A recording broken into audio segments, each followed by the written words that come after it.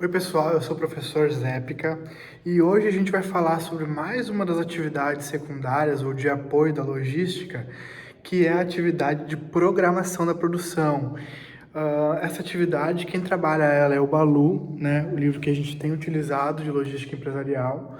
O capítulo 11, o Balu faz essa explanação e a gente vai trazer aí alguns conceitos dessa questão, tá? Então vem comigo. Então, programação da produção.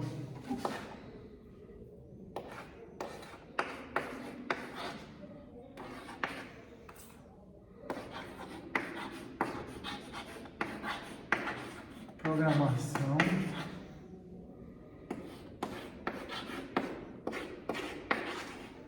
da produção.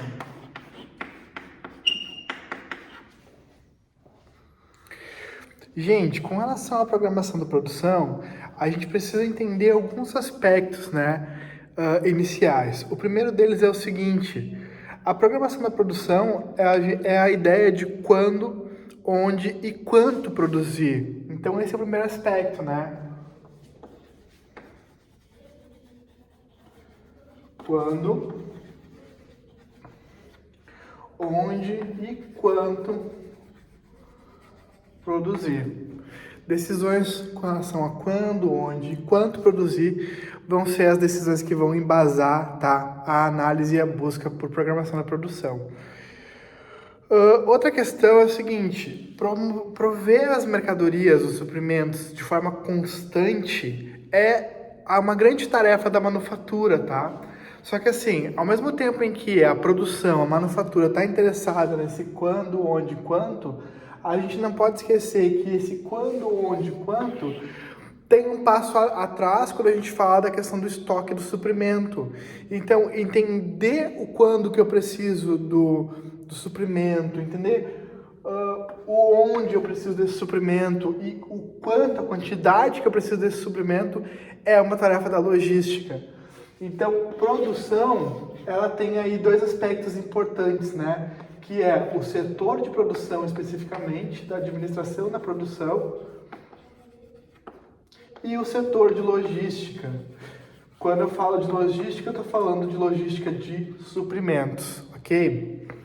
Dito isso, essa questão de programação da produção, especificamente para logística, que é o que a gente está analisando aqui na nossa disciplina, a gente vai pensar e desenhar isso baseado na ideia de planejamento agregado, tá? Então, assim, ó, a gente tem uma dinâmica aí na produção que é entender o planejamento agregado e o seu desdobramento. Então, assim, ó, planejamento agregado. Do planejamento agregado, isso aqui se desdobra para o PMP. Tá? O PMP é o Programa Mestre de Produção.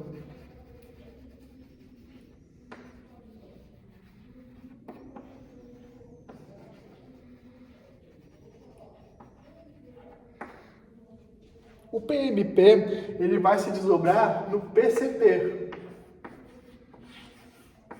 O PCP, então, vai ser o planejamento e controle da produção. Planejamento e controle da produção. Esse PCP vai ser quem vai se preocupar com as decisões aí de produção especificamente. Então, com a decisão de estoque reserva, ou quanto ter desse estoque, reserva de segurança, né? Uma outra questão que o PCP vai se preocupar é com a decisão de vai ser uma produção empurrada, ou se vai ser uma produção puxada, e os gargalos produtivos.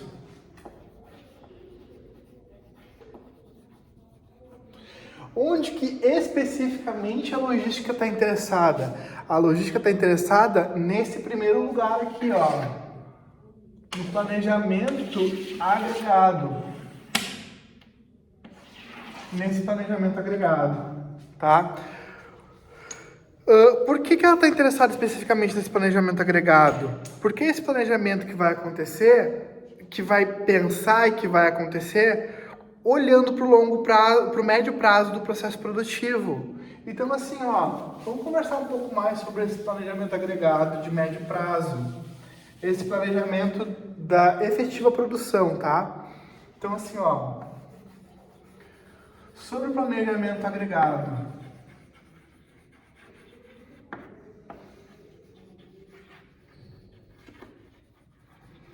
Primeira coisa, ele é um planejamento de médio prazo.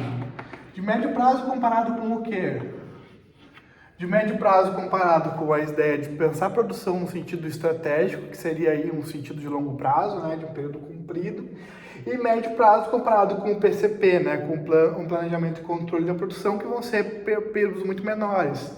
Então, esse planejamento agregado da produção é essa ideia aí de 6 a 12 meses.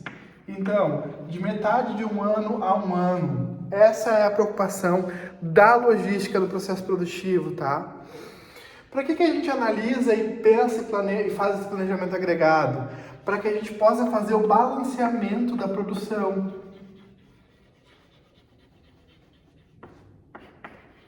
O balanceamento da produção. E para que eu faço esse balanceamento da produção? Para entender, primeiro, as necessidades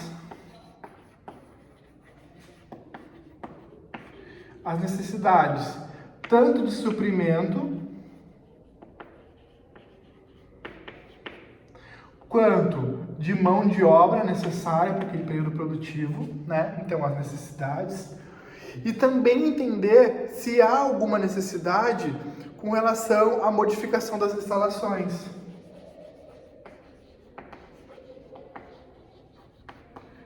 Modificação das instalações. É para isso aí que eu vou me deter e tentar analisar o planejamento agregado, tá? Só um instante. Acho que agora vai dar para enxergar melhor o quadro, né? Dito isso, a gente precisa ter em mente aí alguns conceitos básicos da produção, tá? Então, vamos falar desses conceitos aí. Que conceitos são esses? Para que a gente possa pensar logística na produção. Os conceitos básicos.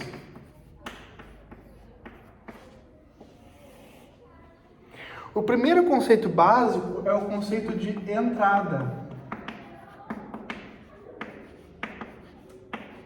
do processo produtivo, tá? Então, a entrada do processo produtivo, primeiro, a estimativa, né?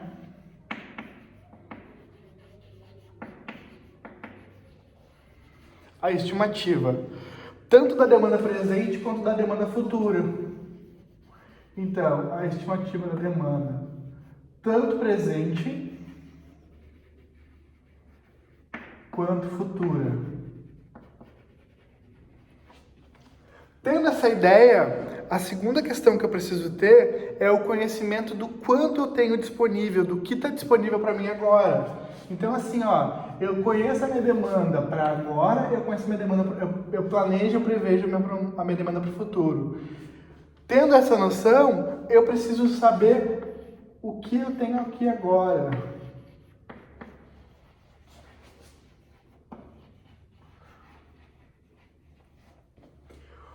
O que eu tenho agora do quê? O que está disponível, né? Tipo assim, mão de obra, suprimentos,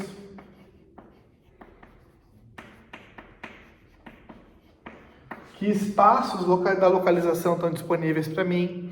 Tudo isso aí eu preciso ter essa noção clara, tá? Para que eu possa pensar nesse conceito de entrada. A diferença entre o que eu tenho agora e o que eu vou precisar na demanda futura, isso aí vai indicar a necessidade. Então, assim, o que eu tenho aqui agora, menos essa previsão de demanda, isso aí é a minha necessidade.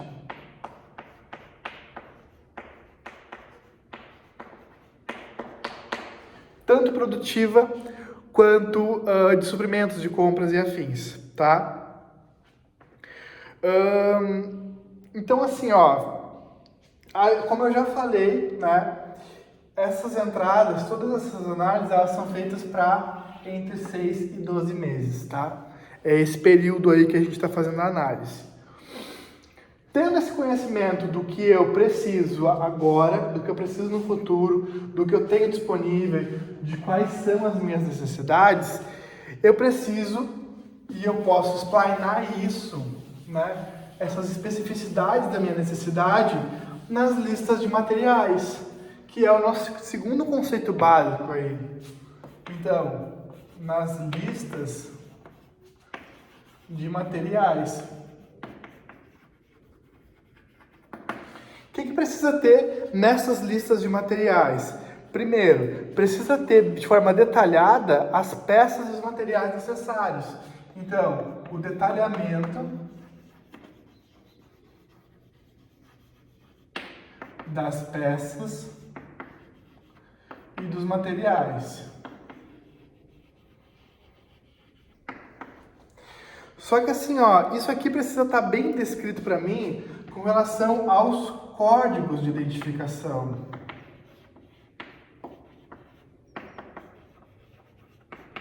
O que isso quer dizer? Que eu não vou dizer que eu preciso de 10 barras de giz brancas. Não, eu preciso do item, sei lá, G0010.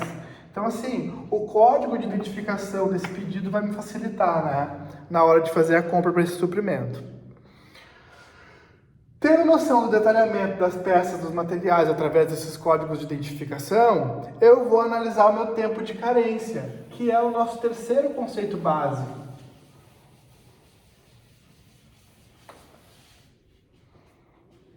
Tempo de carência.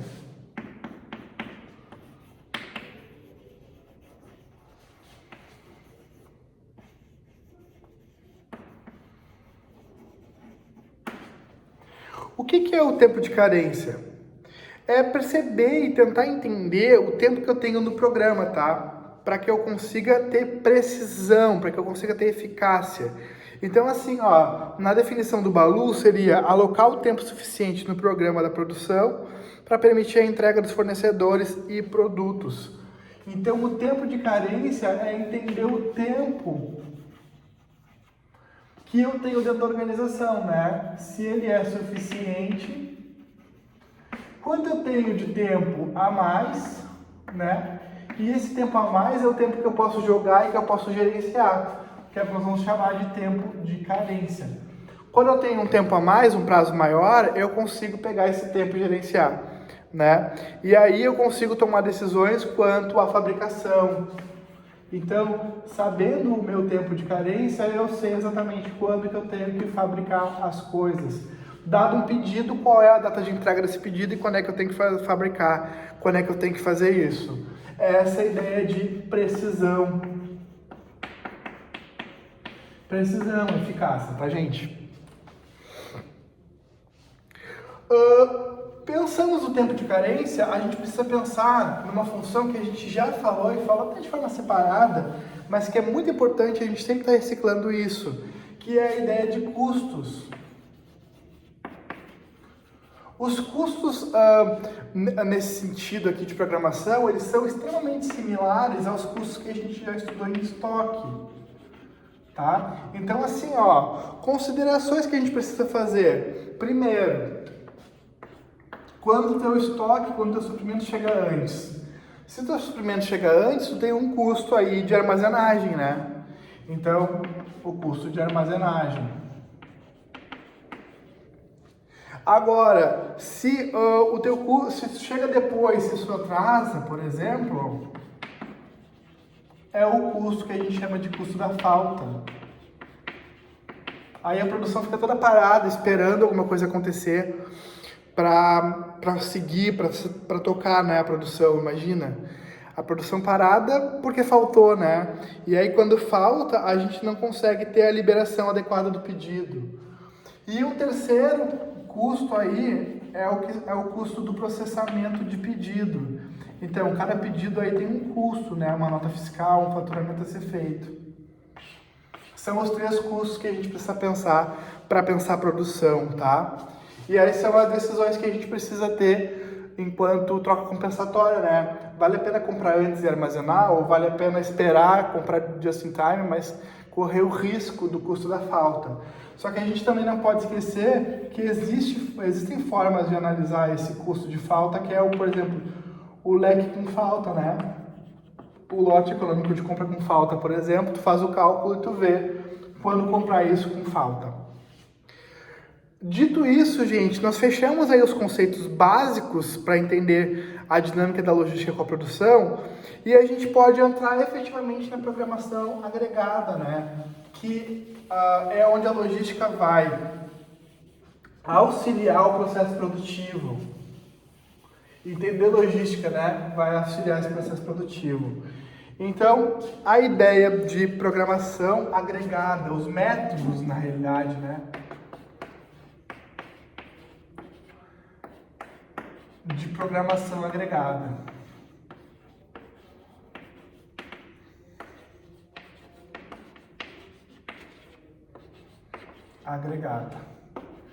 Eu escrevi isso aqui bem grande porque é importante a gente notar o destaque que isso aqui tem nessa aula e nessa parte de teoria, tá? Quando logística está envolvida com produção.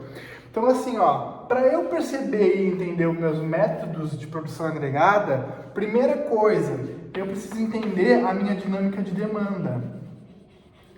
Como que é a minha demanda?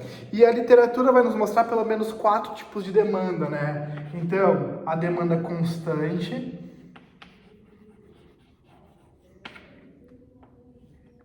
a demanda irregular,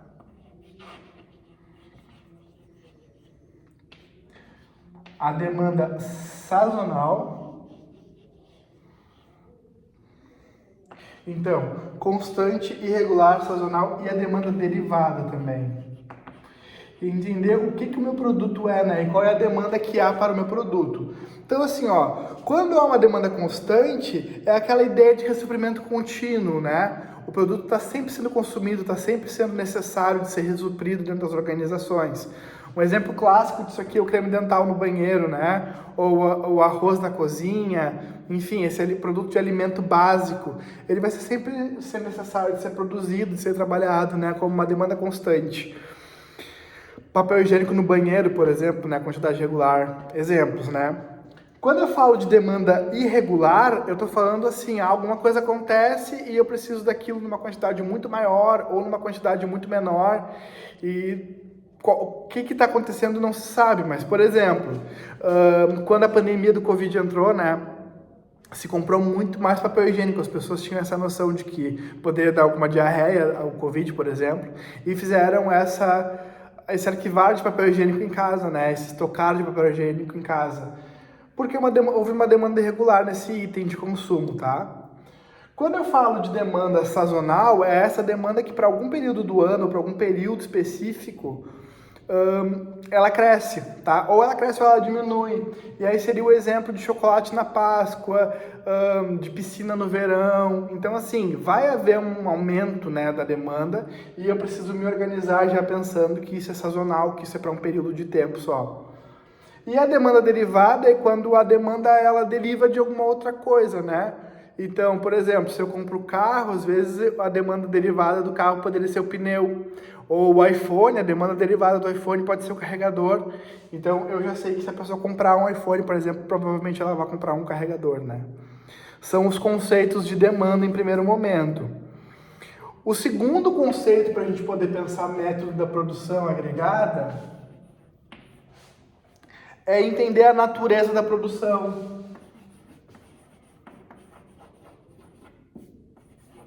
A natureza da produção.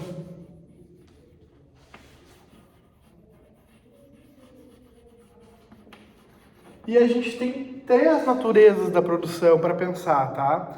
A gente tem a natureza da produção, primeiro, unitária.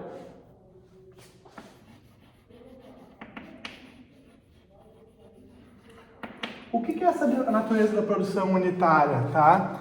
É quando eu produzo apenas um item, normalmente um item grande, um item que vai demandar muito tempo na produção, né, uma plataforma, por exemplo, né, a construção de uma plataforma. O que acontece? Acontece o seguinte, ó, o produto ele fica ali no centro do sistema produtivo e as máquinas elas atendem esse produto ao redor dele. Então assim, ó, eu levo ao redor desse produto as máquinas. Eu não movimento o produto. Por quê? Porque é um produto muito grande, né? Imagina a plataforma. As máquinas elas ficam trabalhando ao redor desse produto, tá? Essa aí é a ideia de quando eu tenho uma produção unitária, né? Uma produção unitária a gente poderia chamar também de uma produção de oficina unitária, tá? É outra forma que a literatura vai mostrar e vai cobrar a ideia de oficina unitária. O segundo formato, gente, é o formato intermitente. O que é esse formato intermitente? É quando eu produzo unidades e eu paro por alguma razão, ou para fazer algum ajuste. Mas assim, eu produzo e entrego para o mercado e posso parar por alguma razão, posso trocar a máquina para fazer alguma outra coisa, tá? 3. Intermitente. Esse intermitente também pode ser pensado aí como um produto em massa, na produção em massa, tá?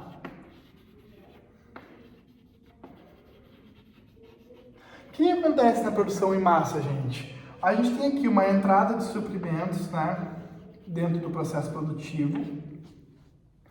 E esses suprimentos eles vão passando pelas máquinas, tá?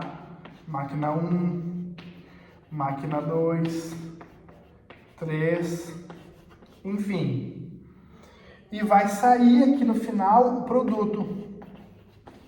Depois de passar por todas as máquinas, o produto sai. Essa ideia de esteira produtiva, né? Essa ideia do fluxo de produção, onde o produto vai andando pelas máquinas e ele vai sair no final, tá? O que se movimenta aqui? O que se movimenta aqui é o produto. Percebe que já é diferente do que aqui, ó. Aqui o produto fica paradinho, ele não se movimenta, as máquinas se movimentam ao redor dele. Essa máquina pode chegar, pode sair, enfim. Já aqui não. Aqui o produto ou o suprimento, né, vai se movimentando através das máquinas. Exemplo disso aqui é a indústria automobilística, por exemplo, né? Posso produzir um tipo de carro, depois eu paro, então, intermitente. Posso parar, intermitente. Posso parar e posso produzir algum outro tipo de carro, algum outro tipo de veículo, né? A ideia de produção intermitente. Depois de... Aqui eu coloquei 3, né? Mas é B. Depois, gente, a gente trabalha com a ideia de produção em fluxo contínuo.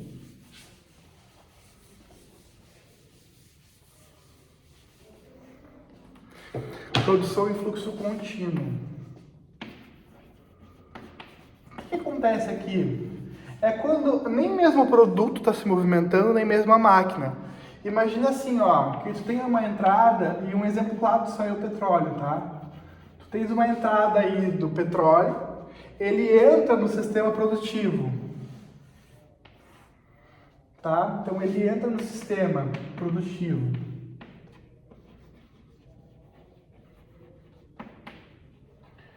E como ele é líquido, né, as máquinas elas estão aí no centro, é como se ele passasse pelas máquinas, né? Ele passa pelas máquinas.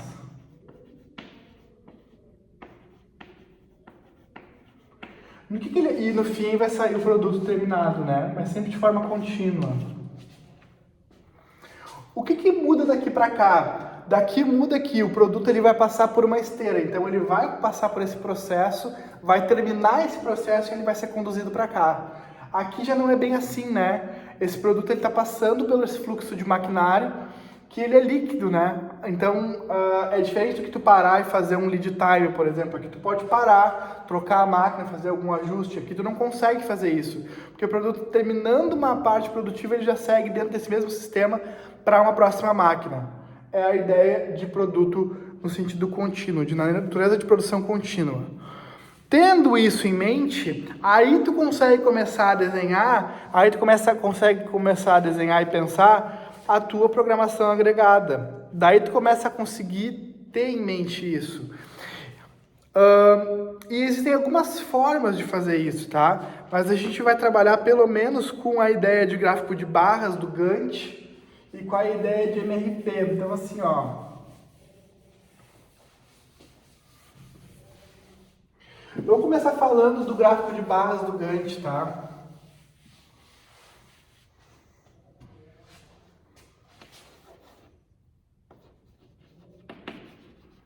Gráfico de barras.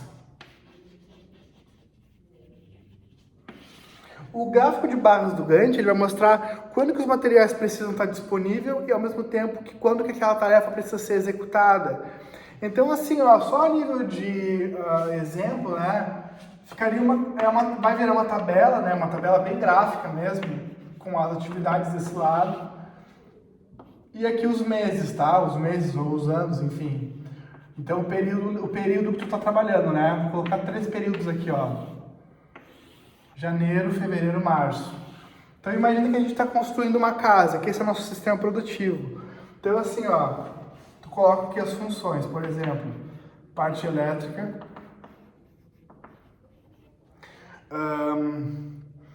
então, parte elétrica, parede, a construção das paredes,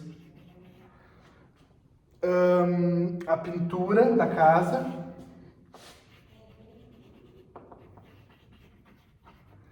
e poderia ser a limpeza também, né, do lugar. Depois que tu faz a obra, tem que limpar. O que aconteceria com esse sistema produtivo? Assim, ó, o desenho e a construção da parte elétrica, ele é sempre antes, tá? Aqui, ó, janeiro, fevereiro. A construção das paredes, ela pode acontecer pegando esse finalzinho aqui, ó, da parte elétrica, né, e terminando o segundo mês, o mês de fevereiro. Já a pintura, tu só pode pintar depois que tu tem as paredes, né? Então ficaria aqui, ó, metade do mês de março. E por fim a limpeza, que tu só pode fazer depois, né? Seria mais ou menos assim. A pintura a gente poderia trazer um pouquinho até pra cá, ó, fazer aqui, ó, uma coisa junto. Por quê? Por uma questão de que uma parede está pronta e já pode começar a pintar outra, né? E a mesma coisa aqui, a parte elétrica de repente já está um ponto de um lado, já pode começar a pensar no acabamento de parede do outro. Então tu fica aí com esses encadeamentos. Essa é a ideia do gráfico de Gantt, tá? Para pensar a produção. E a segunda forma é o MRP. Que aí sim já é uma forma mais acurada, uma forma mais interessante do ponto de vista que ela tem uma sofisticação, né? O MRP é o planejamento dos requisitos de material.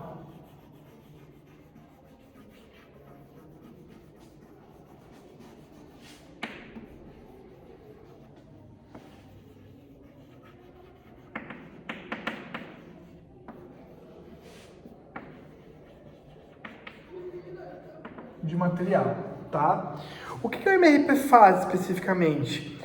Quando tu precisa produzir vários itens, vários tipos de serviço no mesmo espaço, no mesmo local, o MRP pode ser uma solução para ti, tá? Ele auxilia o programa mestre de produção, porque tu vai desenhar esse MRP pensando nas necessidades que tu tem, nas entregas que tu tem e na quantidade disponível que tu tem, né, para tu poder liberar a ordem de fabricação. Então, o MRP, ele ficaria uma tabela assim, ó, mais ou menos, né? Ele é muito maior nas organizações. Mas assim, ó, tu vai tentar trabalhar isso por semanas, tá? Então, ó, aqui as semanas, né? Então, para cada mês aqui, para cada atividade, tu poderia ter um MRP. Semana 1, 2, 3, 4, um exemplo, né? E aí tu trabalha com a necessidade bruta,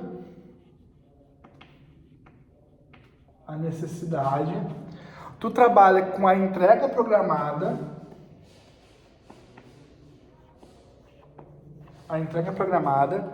tu trabalha com a quantidade disponível e tu trabalha com a liberação da ordem de fabricação. Tá? Então assim, vamos lá. Tu trabalha com necessidade bruta, a entrega programada, aquilo que tem disponível de quantidade e a liberação da ordem de fabricação. Essa questão aqui da entrega, tá?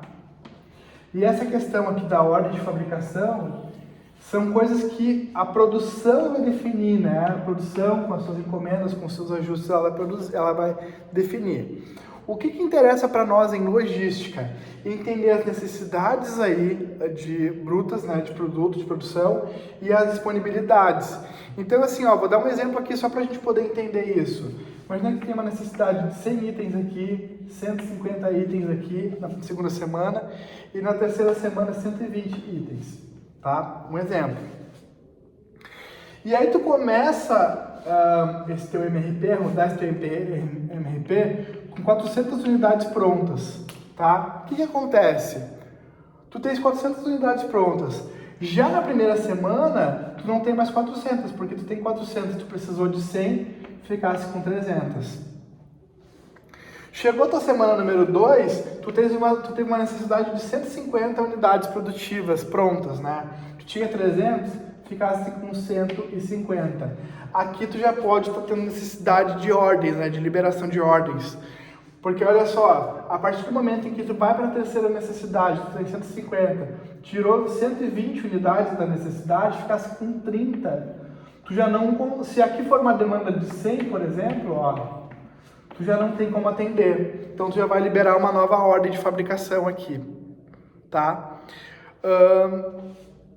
Esse formato de MRP ele é muito comum nas indústrias, né? Ele é muito utilizado também, tá, gente?